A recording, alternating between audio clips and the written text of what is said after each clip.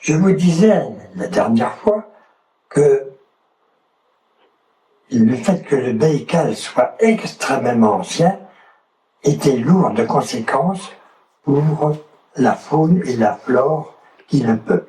En effet, en 25 millions d'années, bêtes et plantes ont eu le temps de s'adapter aux conditions si particulières du Baïkal.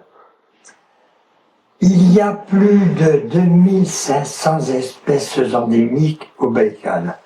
Alors, rassurez-vous, je ne veux pas faire la liste.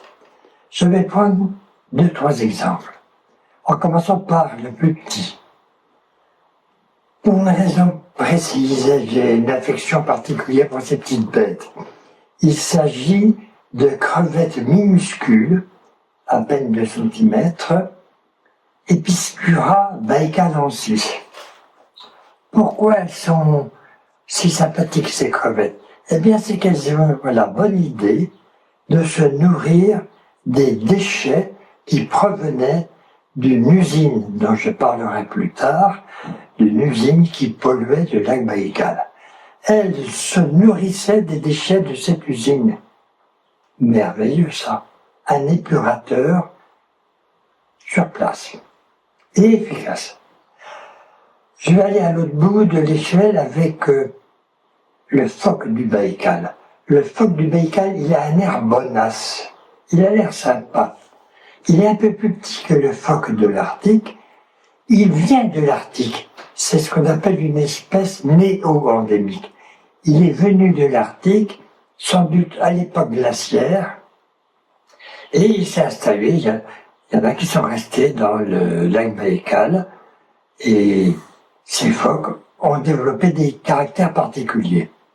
Au niveau de la denture, elle est plus serrée parce que les poissons du Baïkal sont globalement plus petits que les poissons de l'Arctique. Donc, il ne faut pas les laisser passer entre les dents. Et deuxième chose, ça ne se voit pas du tout, mais c'est une réalité vitale pour les phoques. Ces griffes sont beaucoup plus costauds que les griffes du phoque de l'Arctique. Pourquoi? Parce que la glace du Baïkal qui gèle, on en reparlera chaque hiver, est une glace d'eau douce, sans saumure. Elle est beaucoup plus dure que la glace de l'Arctique. Or, les phoques ont besoin de pouvoir creuser ces glaces pour se ménager ces trous qui leur permettent de respirer.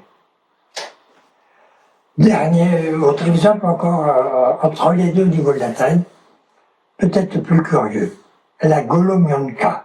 Golomyanka, c'est du russe, le mot goloï veut dire nu. Autrement dit, la golomyanka, c'est le poisson nu. Pourquoi on l'appelle comme ça? Parce qu'il n'a pas d'écailles. Et du coup, sa chair est quasiment transparente. Mais cette golomyanka, une autre particularité, c'est qu'elle est vivipare, ce qui est une exception presque absolue dans le monde des poissons. Au niveau des animaux, souvent pris pour une plante, mais bon, on sait que c'est un animal, les éponges. Eh bien, le Baïkal a des éponges bleues, d'un bleu superbe, comme vous le constatez, et qu'on n'explique pas encore. Pour les chercheurs, en mal de recherche sur le Baïkal, il y a beaucoup encore à faire. Donc nous avons vu quelques-uns des records battus par le Baïkal au niveau mondial, le volume, l'ancienneté, le nombre d'espèces endémiques. Je me perçois que je ne vous ai pas dit la profondeur. Le Léman, c'est pas ridicule, le Léman, c'est 310 mètres, c'est le plus profond lac d'Europe. Il n'y a pas à rire. Mais évidemment, quand on compare au Baïkal, le Baïkal, c'est 1637 mètres. Et ce Baïkal, avec l'activité du rifle que j'ai évoquée, activité prouvée par tous ces petits tremblements de terre, le Baïkal, il continue à s'approfondir. Bien. Il y a un autre record particulier qui caractérise le Baïkal, qui est un record sympathique. C'est que le Baïkal a été le lieu de la plus grande bataille écologique du siècle passé. Incontestablement, c'est de cela que je vous parlerai la prochaine fois.